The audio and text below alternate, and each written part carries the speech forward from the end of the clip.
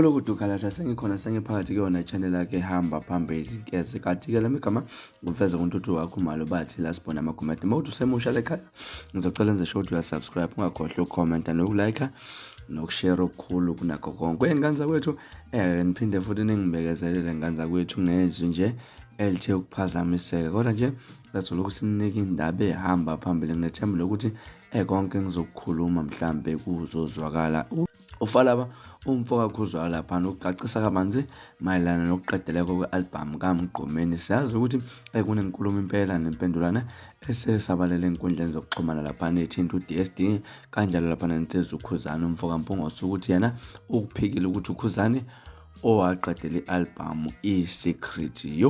Ngithe nami ngabe ngilalela lapha ngezwe kuthiwa ingoma ethi Secrete iyona nje ingoma futhi edume kakhulu, iyona ngoma eyaqedelwa indlamlenze lapha kuma backings. Ngaba sengilalela enginika ithuba ngiyeza impela ukuthi hayi ngathi kukhona impela okusandlamlenze nyana lapha, ngathi kukhona impela okusamgodi. Nami nje engingasho ukuthi sengola kulabantu abavumayo ukuthi uKhuzani waqedela i-album yebhovu lakade kodwa nje asikho lapho ke bafethu.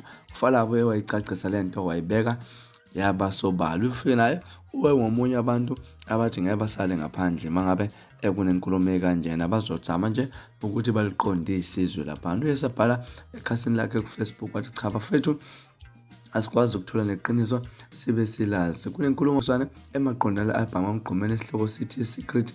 Cha ngane zakwethu kuliqiniso ukuthi ibhova ladlula emhlabeni lingakaqedi ukucula le-album yalo estudio kwaholela ukuthenini abaphathi bekhampani lalisebenza nephansi kwebhova babukisise kahle nobhodi ababesebenza nebhova malana nokuqedela komsebenzi webhova. Wasithi kwasho ukuthi-ke ngaleso sikhathi kwakuzakala ivoice kaKhuzani indlamlenze Mpungose wayefaka isicelo sokusebenza ngaphansi kwale khampani. Wasethi abaphathi base beba nombono othi kubantu abakhona bezwe ivoice kaKhuzani ngeke ebe nomehluko bengafika kufaka yona kuleso sikhali ezashiwe eMgqumeni lapha nabalazi iqiniso bonke obhodi babesebenza nebhobo. Wasithi naye lapha uFalabo ufakazi ukuthi uKhuzani waqedela le-album nanokuthi nje ngeke ulalele kahle kwezinye izingoma uyamuza nje ukuthi uKhuzani yelo akudingi ukudoleka. Bafethu seyikhulunyile lento amaqiniso awaphumele obala singaduki isizwe ngeke kufe muntu thina nje siyakwazi lokho futhi siyamuza nakuzo zonke ingoma. Ufisa ukuzazi wasithi ungamfonela lapha